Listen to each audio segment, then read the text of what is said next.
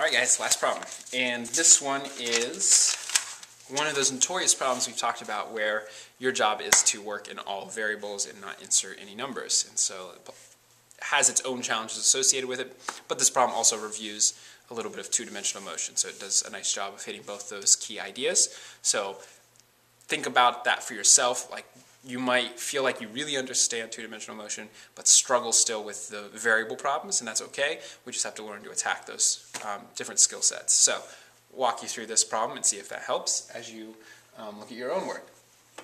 So I started some work for us here just to get us down the road. This problem is projectile, and the things they're asking you for are to give what d here is in terms of all of the other variables. In other words, they're asking you to find the horizontal distance this object travels with all the other variables. If you had numbers, you would be able to just solve for how far this object goes. Since you don't have numbers, you're going to create equations.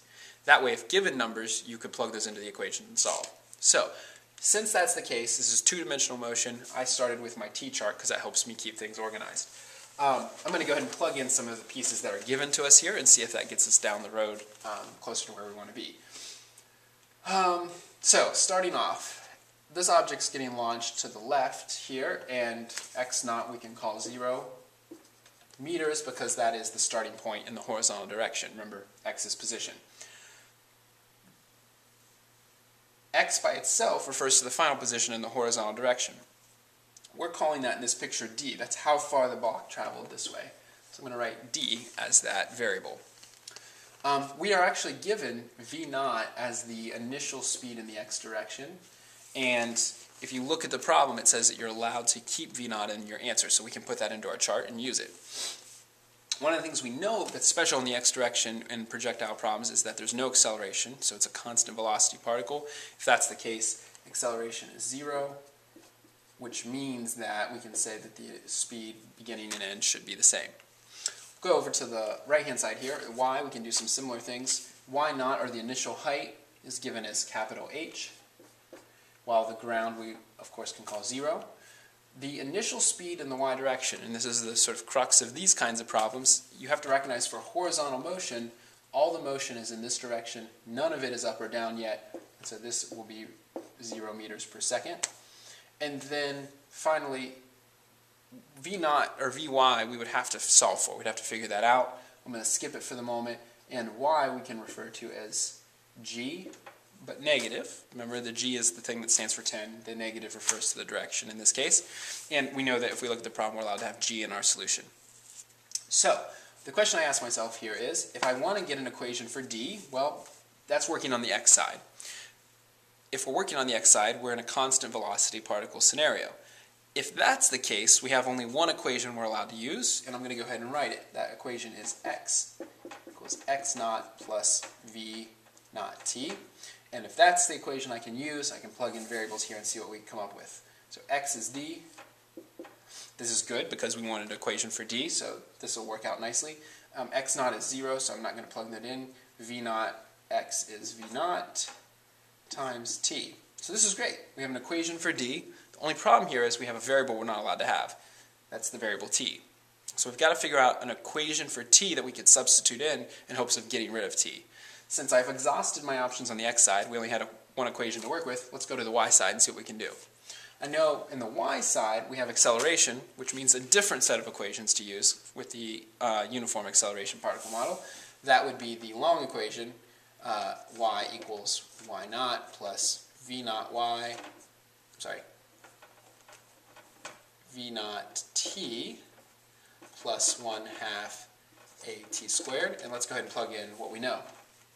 Y is 0, y naught is h, v naught t, v naught in the y direction is 0, so this is all 0, plus 1/2 negative g is our acceleration, times t squared. So my thinking here is, let's get t by itself. If we do that, we'll have all variables that we're allowed to have, so that's good news. We can take that and plug it in here.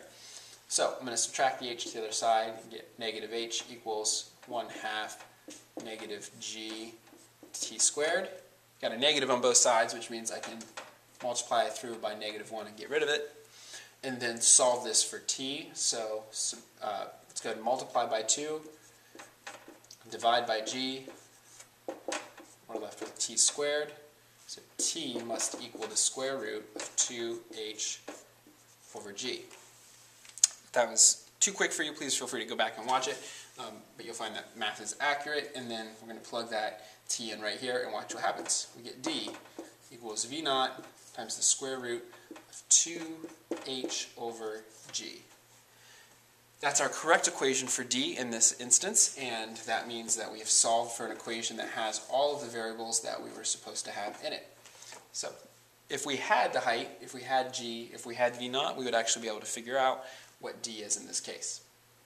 Part 2 of this problem asks us to basically go through and figure out what happens once this object lands here and hits the toboggan, which we're going to call M2. This is actually a very simple, very straightforward example of conservation of momentum because we're dealing with a collision here.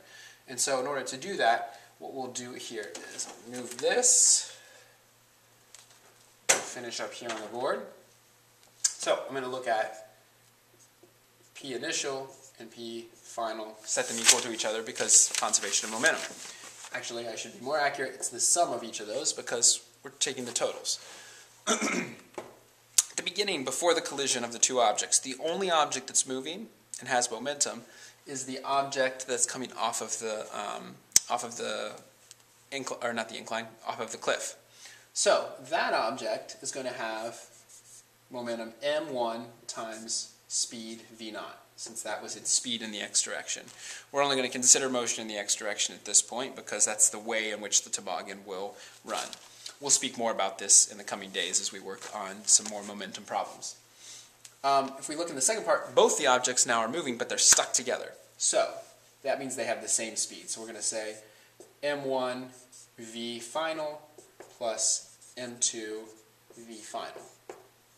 If you look here, I've got some similar variables here that I can pull out. And so I'm going to say we have m1 v naught equals vf plus times the quantity m1 plus m2. And then if I solve for what the final speed of the object is, I get this. m1 v naught all over m1 plus m2.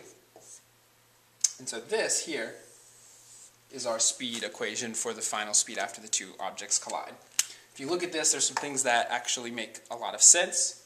The m over m variable here, kilograms over kilograms, cancels out, so this really has no units. We're left with a unit of original speed, which is meters per second, which equals the final speed, meters per second. So that does check out in the sense that we should have the correct units there. So that's the final problem from your break work. I hope you found it to be a good refresher and review for you. And again, please feel free to ask any questions about the work. This is very indicative of where we're going for the remainder of this semester in preparation for the final. I hope you have a good rest of your evening if you're watching this tonight, and I will see you tomorrow. Have a great night.